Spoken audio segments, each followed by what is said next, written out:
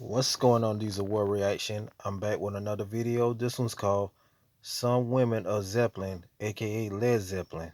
Let's get into it.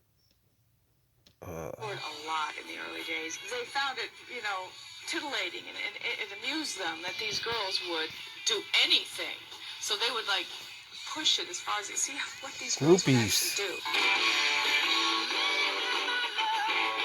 It was an extremely volatile, intense, traveling rock and roll circus, that was the epitome of kind of 70s rock and roll success and glamour and excess, and that's just what Led Zeppelin were. Outrageous stories followed the band like, a pack of sharks. That dangerous creature appropriately appears in the most notorious groupie story of all, the Led Zeppelin shark incident. That was the wildest thing I've ever been involved in or saw in my life. It was pretty wild. I don't know whether it really happened.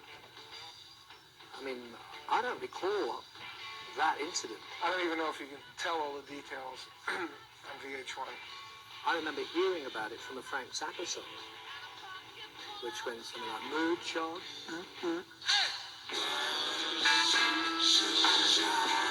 It was 1969 at Seattle's Edgewater Hotel, a favorite stopover for rock bands playing in the area. I found this woman who was very eager to do whatever, And in this hotel, you can go buy fishing poles, and you could fish out the windows. It's right on the water. Basically, what I remember is that Bonzo and I were fishing out the window of the hotel. We heard noise from another room, and of course we didn't want to miss out on anything. And we went over there, and there was some girl lying on the floor. So when they come in, they had this mud shark in their hand. It was either the shark or the snapper. And they had this chick. And the chick was like up for anything, So before we knew anything, the chick was sitting on the chair, and they were like, I don't know who it was, I can't remember. They were like hitting her on the back with the mud shark. Hey lady, you got the love I need.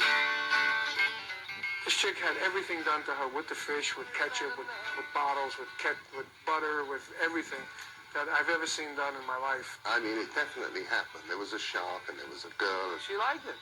I was like, I was just shocked. I think I was in shock for the whole thing, really.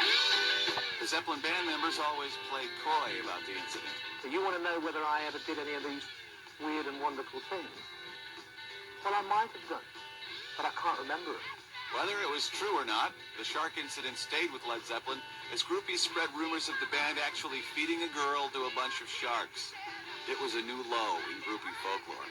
What everyone does agree on is that Jimmy Page wasn't involved. He had his own way of treating groupies. Part dark prince, part scoundrel.